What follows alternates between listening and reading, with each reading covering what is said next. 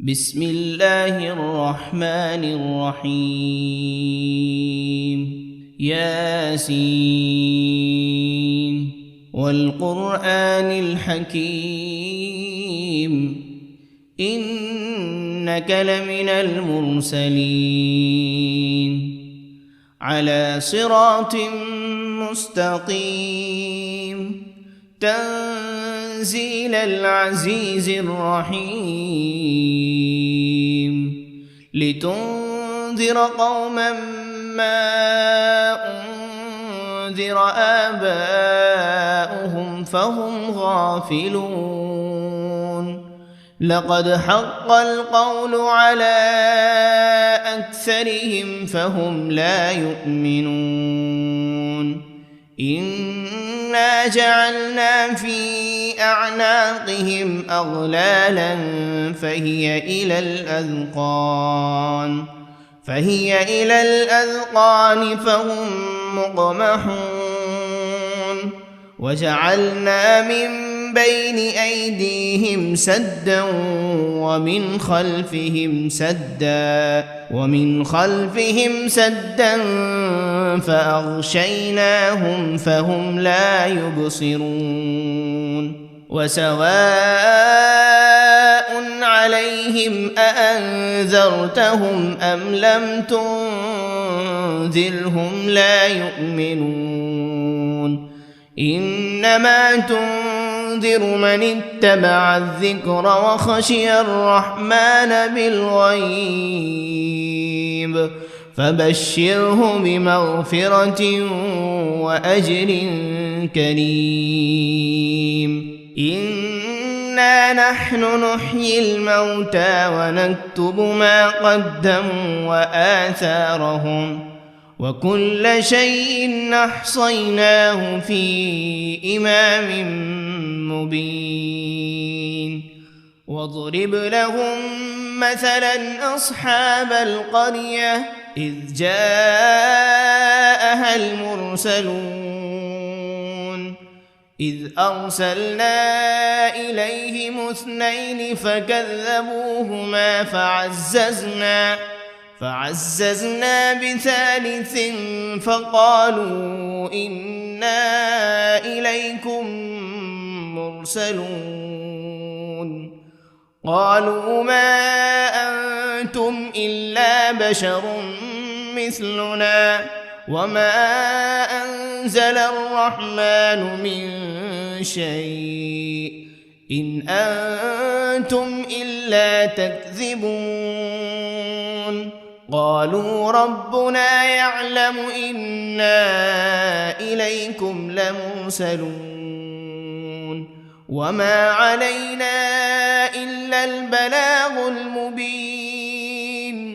قالوا إنا تطيرنا بكم لئن لم تنتهوا لنرجمنكم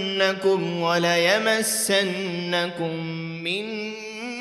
عذاب أليم قالوا طائركم معكم أئن ذكرتم بل أنتم قوم مسرفون وجاء من أقصى المدينة رجل يسعى قال يا قوم اتبعوا المرسلين اتبعوا من لا يسألكم أجرا وهم مهتدون وما لي لا أعبد الذي فطرني وإليه ترجعون أأتخذ من دونه آلهة إن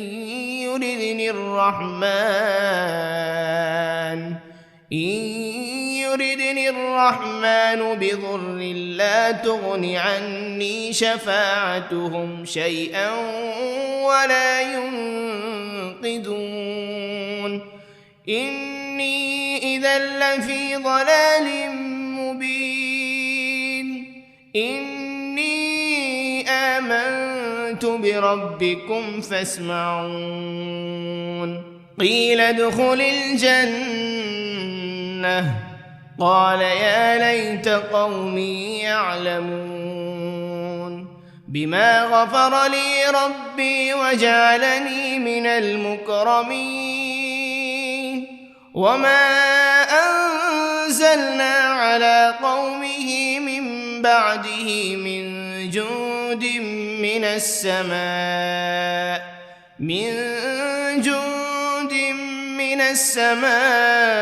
وما كنا منزلين إن كانت إلا صيحة واحدة فإذا هم خامدون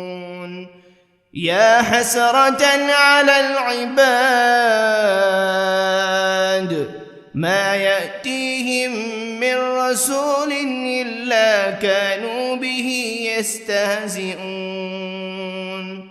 ألم يروا كم أهلكنا قبلهم من القرون أنهم إليهم لا يرجعون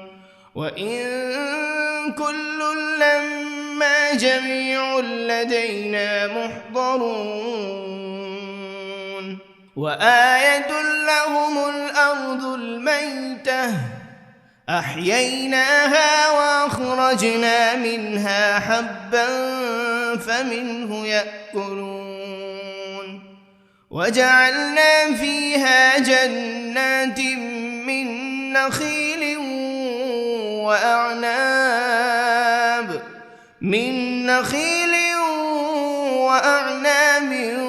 وفجرنا فيها من العيون ليأكلوا من ثمره وما عملته أيديهم أفلا يشكرون سبحان الذي خلق الأزواج كلها مما تنبت الأرض ومن أنفسهم ومما لا يعلمون وآية لهم الليل نسلخ منه النهار فإذا هم مظلمون والشمس تجري لمستقر لها ذلك تقدير العزيز العليم والقمر قدرناه منازل حتى عاد كالعرجون القديم لا الشمس ينبغي لها أن تدرك القمر ولا الليل سابق النهار وكل في فلك يسبحون وآية لهم أنا حملنا ذريتهم في الفلك المشحون وخلقنا لهم من مثله ما يركبون وإن نشأ نغرقهم فلا صريخ لهم ولا هم ينقذون إلا رحمة منا ومتاعا إلى حين وإذا قيل لهم اتقوا ما بين أيديكم وما خلفكم لعلكم ترحمون وما تأتيهم من آية من آيات ربهم إلا كانوا عنها معرضين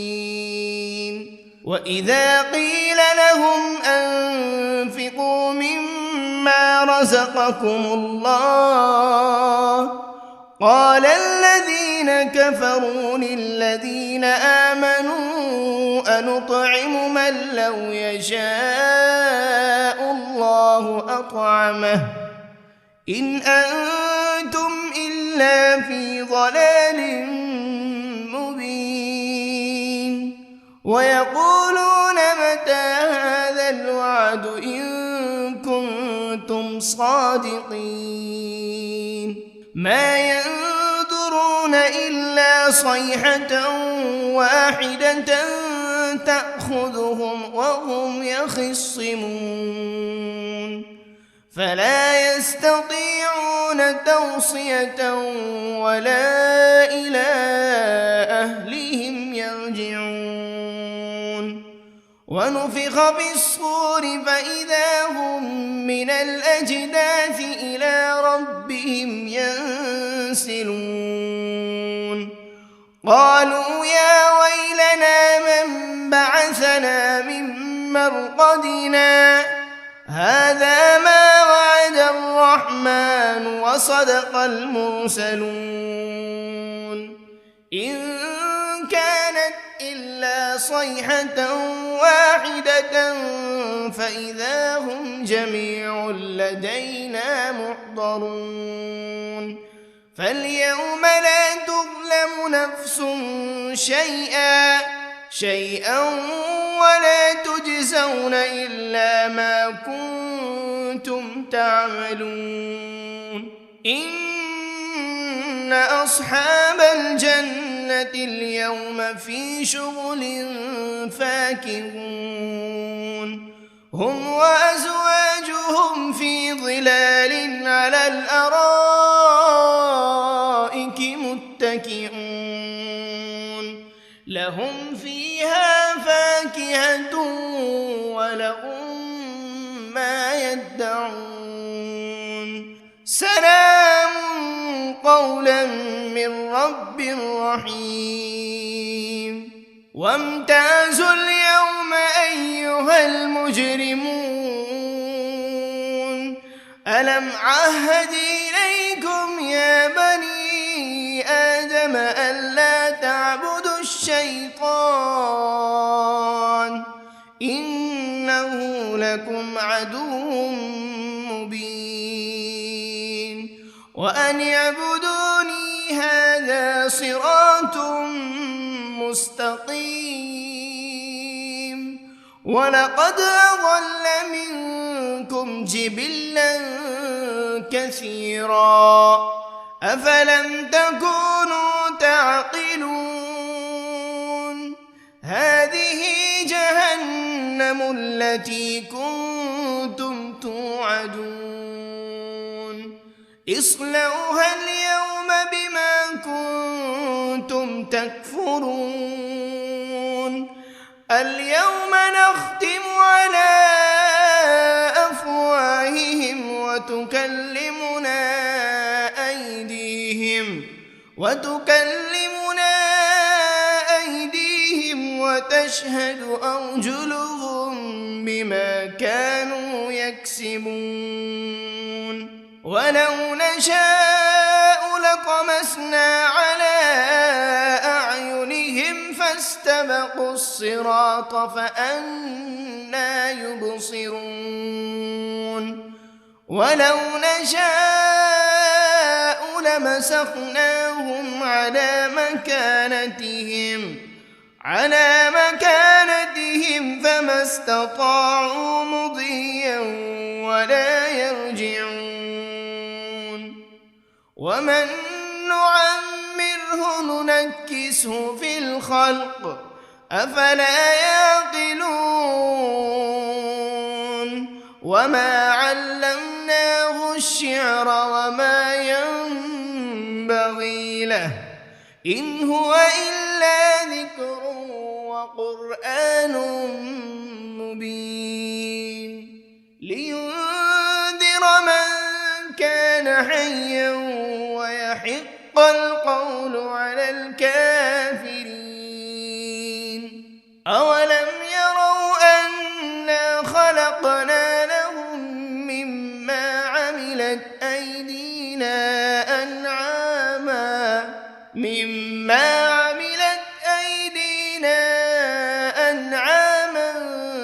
فهم لها مالكون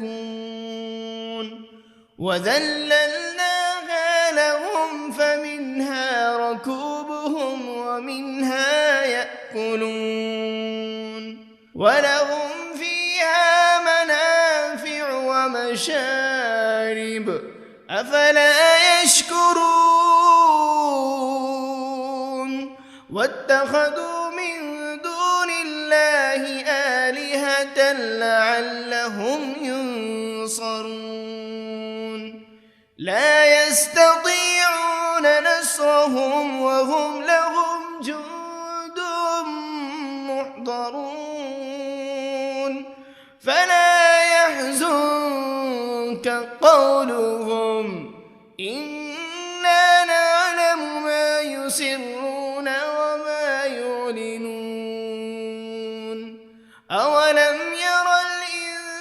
الإنسان أنا خلقناه من نطفة فإذا هو خصيم مبين وضرب لنا مثلا ونسي خلقه قال من يحيي العظام وهي رميم قل يحييها الذي أنشأها أول مرة وهو بكل خلق عليم الذي جعل لكم من الشجر الأخضر نارا فإذا أنتم منه توقدون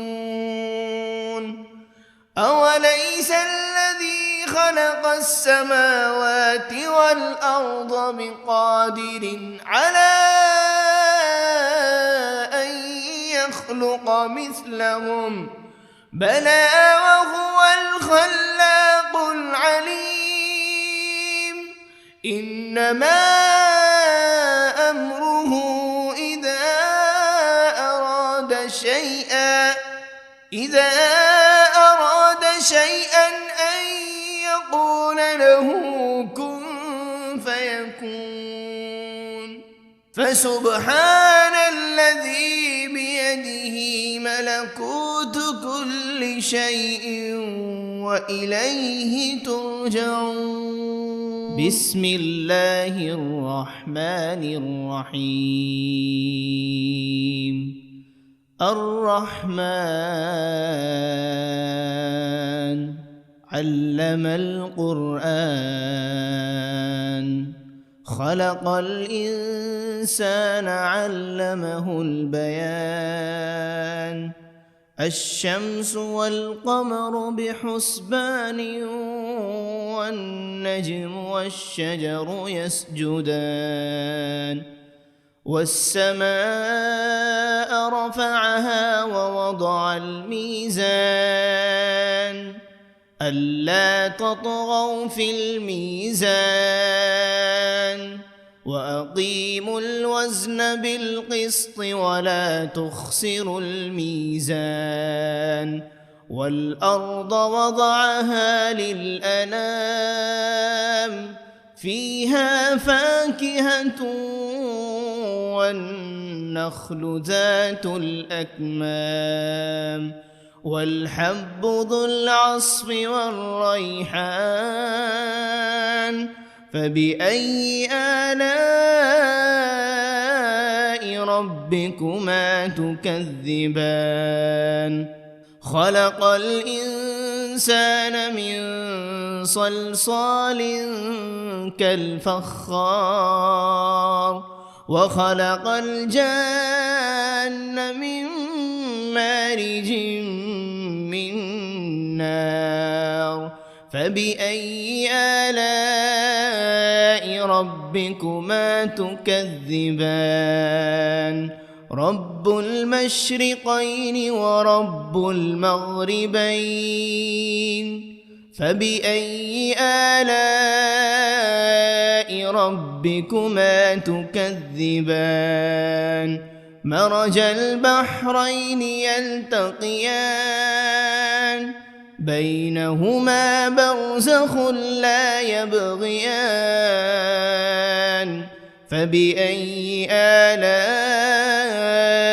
ربكما تكذبان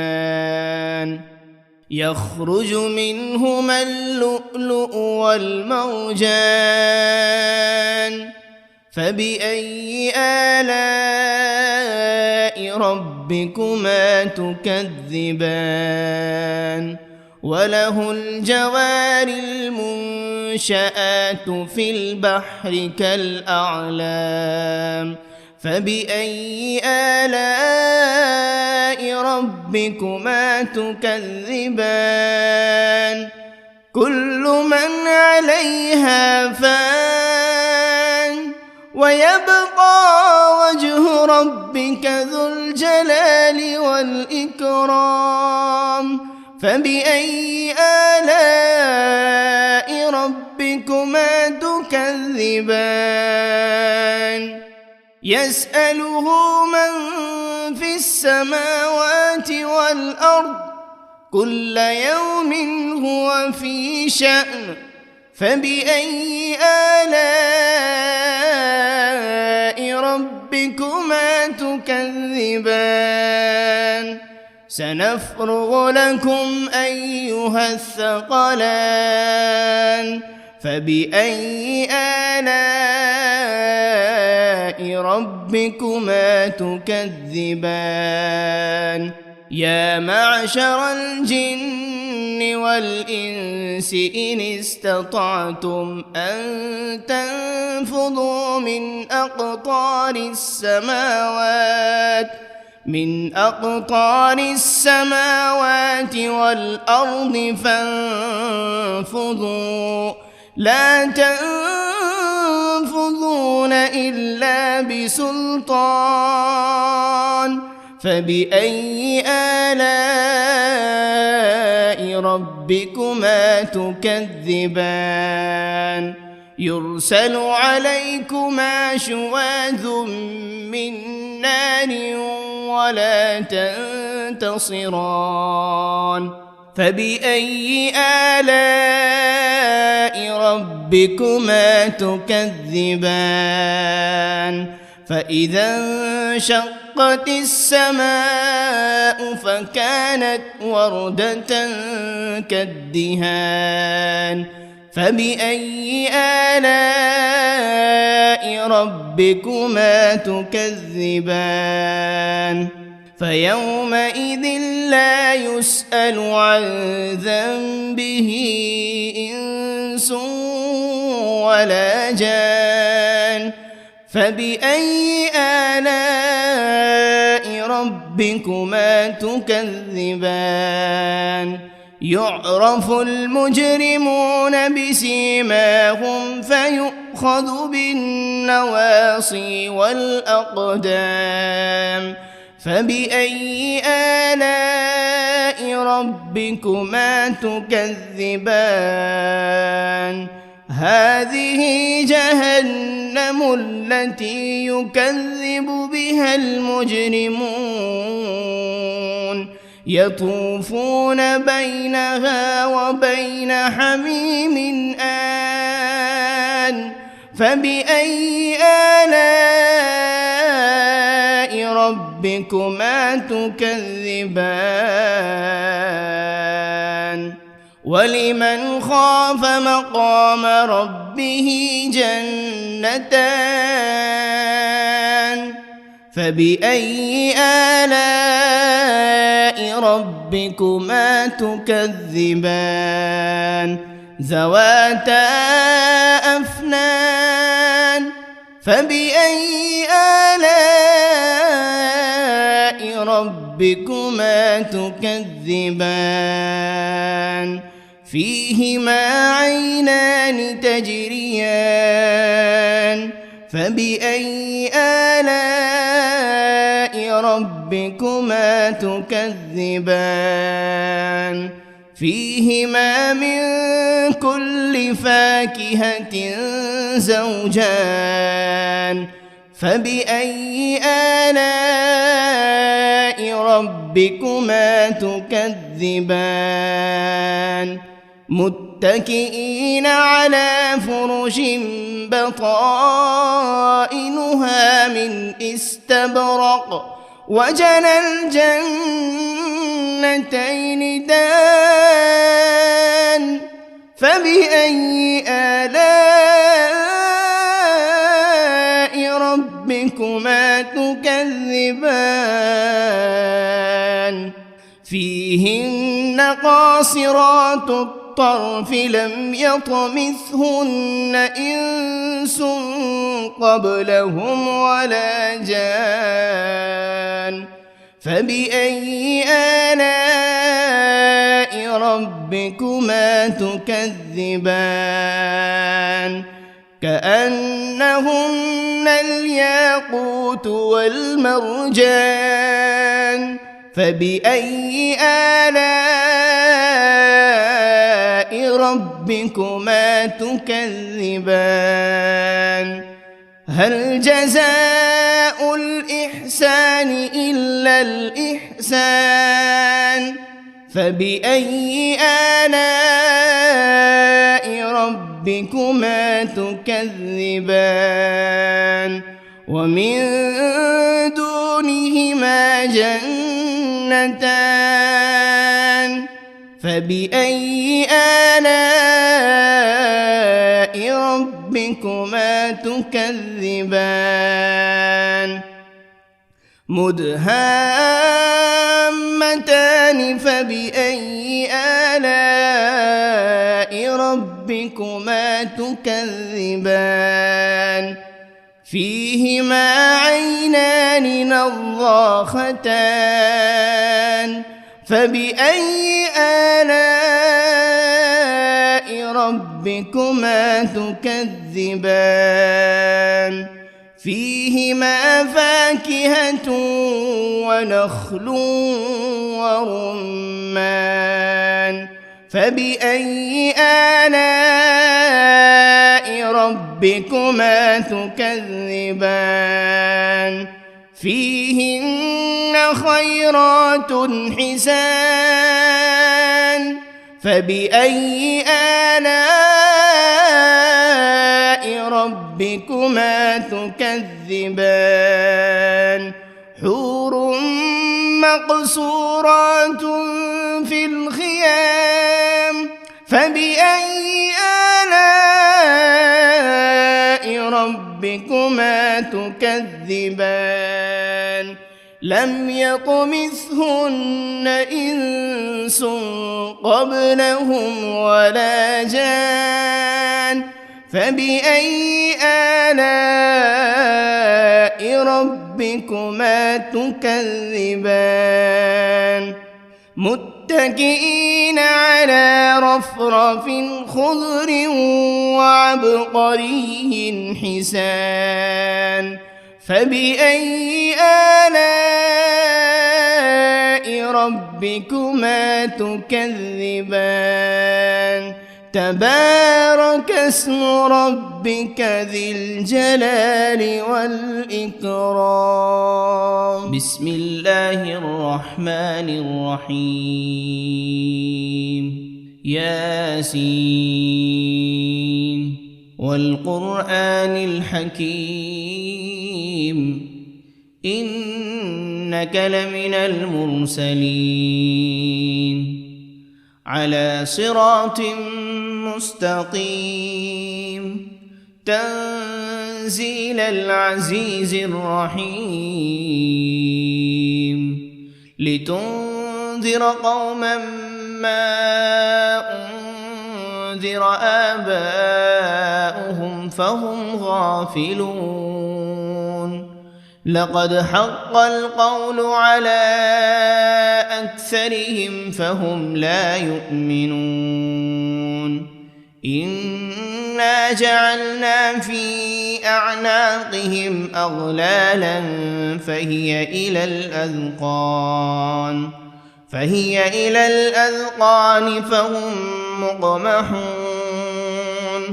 وجعلنا من بين أيديهم سدا ومن خلفهم سدا فأغشيناهم فهم لا يبصرون وسواء عليهم أأنذرتهم أم لم تنذرهم لا يؤمنون إنما تنذر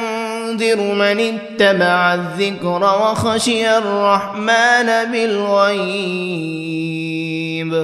فبشره بمغفرة وأجر كريم إنا نحن نحيي الموتى ونكتب ما قدموا وآثارهم وكل شيء أحصيناه في إمام مبين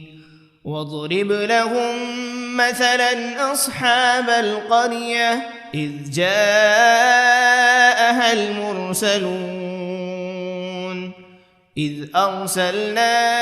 إليهم 2 فكذبوهما فعززنا بثالث فقالوا إنا إليكم مرسلون قالوا ما أنتم إلا بشر مثلنا وما أنزل الرحمن من شيء إن أنتم إلا تكذبون قالوا ربنا يعلم إنا إليكم لمرسلون وما علينا إلا البلاغ المبين قالوا إنا تطيرنا بكم لئن لم تنتهوا لنرجمنكم وليمسنكم منا عذاب أليم قالوا طائركم معكم أئن ذكرتم بل أنتم قوم مسرفون وجاء من أقصى المدينة رجل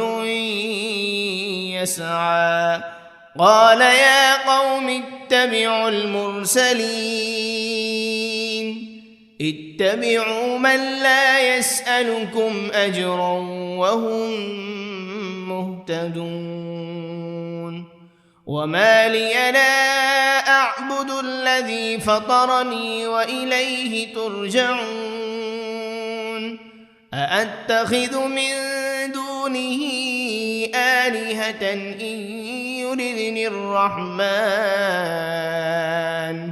إن يردني الرحمن بضر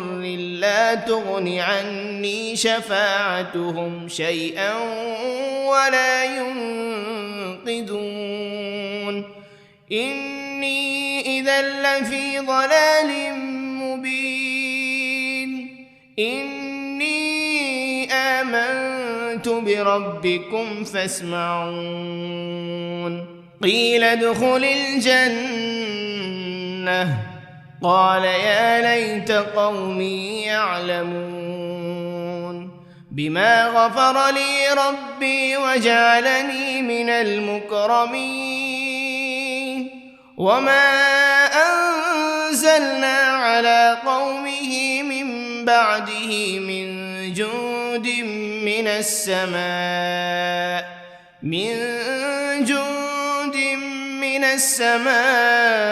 وما كنا منزلين إن كانت إلا صيحة واحدة فإذا هم خامدون يا حسرة على العباد ما يأتيهم من رسول إلا كانوا به يستهزئون ألم يروا كم أهلكنا قبلهم من القرون أنهم إليهم لا يرجعون وإن كل لما جميع لدينا محضرون وآية لهم الأرض الميتة أحييناها وأخرجنا منها حبا فمنه يأكلون وجعلنا فيها جنات من نخيل وأعناب من نخيل وأعناب وفجرنا فيها من العيون ليأكلوا من ثمره وما عملته أيديهم أفلا يشكرون سبحان الذي خلق الأزواج كلها مما تنبت الأرض ومن أنفسهم ومما لا يعلمون وآية لهم الليل نسلخ منه النهار فإذا هم مظلمون والشمس تجري لمستقر لها ذلك تقدير العزيز العليم والقمر قدرناه منازل حتى عاد كالعرجون القديم لا الشمس ينبغي لها أن تدرك القمر ولا الليل سابق النهار وكل في فلك يسبحون وآية لهم أنا حملنا ذريتهم في الفلك المشحون وخلقنا لهم من مثله ما يركبون وإن نشأ نغرقهم فلا صريخ لهم ولا هم ينقذون إلا رحمة منا ومتاعا إلى حين وإذا قيل لهم اتقوا ما بين أيديكم وما خلفكم لعلكم ترحمون وما تأتيهم من آية من آيات ربهم إلا كانوا عنها معرضين وإذا قيل لهم أنفقوا مما رزقكم الله قال الذين كفروا للذين آمنوا أنطعم من لو يشاء الله أطعمه إن أنتم إلا في ضلال مبين ويقولون متى هذا الوعد إن كنتم صادقين ما ينظرون إلا صيحة واحدة تأخذهم وهم يخصمون فلا يستطيعون توصية ولا إلى أهلهم يرجعون ونفخ بالصور فإذا هم من الأجداث إلى ربهم ينسلون قالوا يا ويلنا من بعثنا من مرقدنا هذا ما وعد الرحمن وصدق المرسلون إن كانت إلا صيحة واحدة فإذا هم جميع لدينا محضرون فاليوم لا تظلم نفس شيئا ولا تجزون إلا ما كنتم تعملون إن أصحاب الجنة اليوم في شغل فاكهون هم وأزواجهم في ظلال على الأرائك متكئون لهم فيها فاكهة ولهم ما يدعون سلام قولا من رب رحيم وامتازوا اليوم أيها المجرمون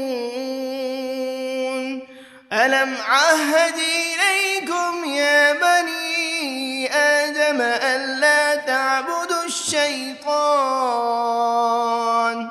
إنه لكم عدو مبين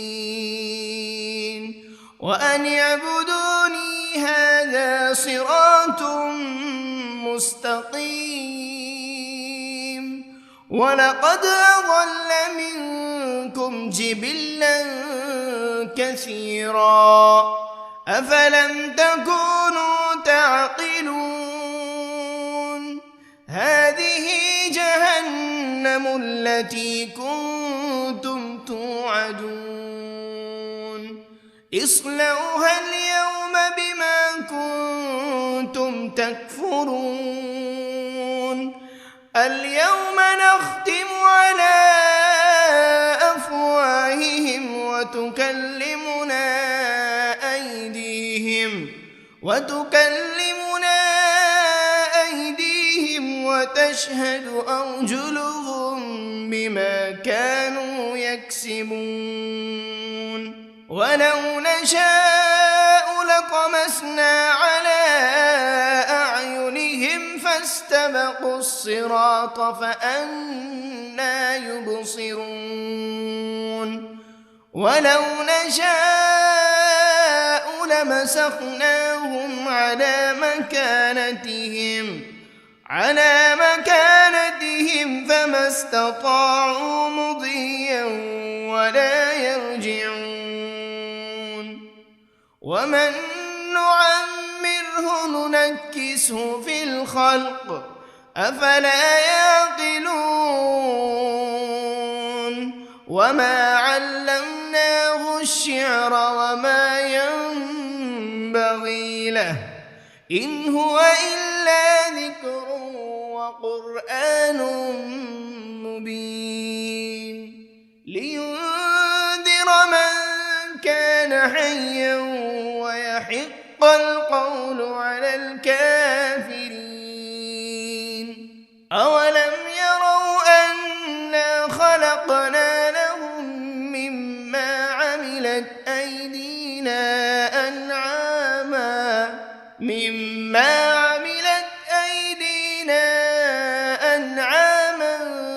فهم لها مالكون وذللناها لهم فمنها ركوبهم ومنها يأكلون ولهم فيها منافع ومشارب أفلا يشكرون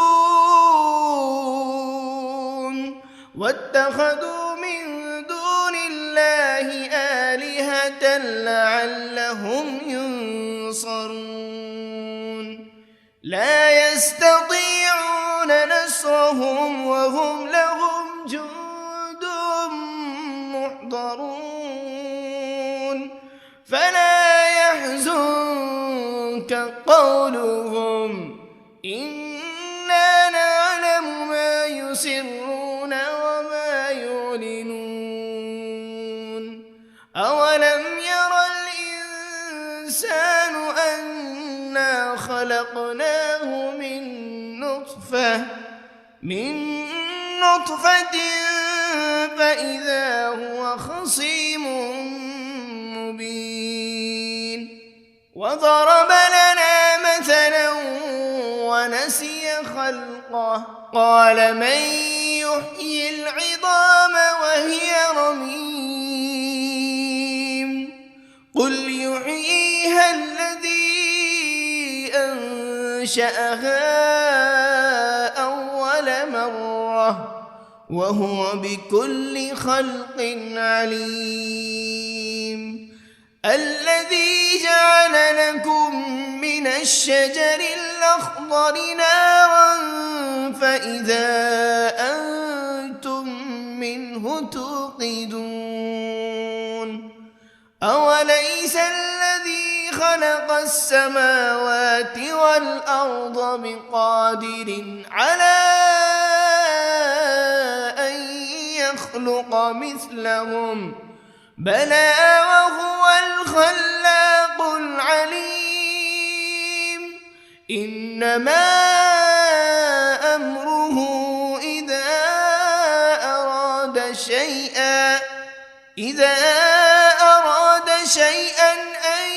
يقول له كن فيكون فسبحان الذي بيده ملكوت كل شيء وإليه ترجعون.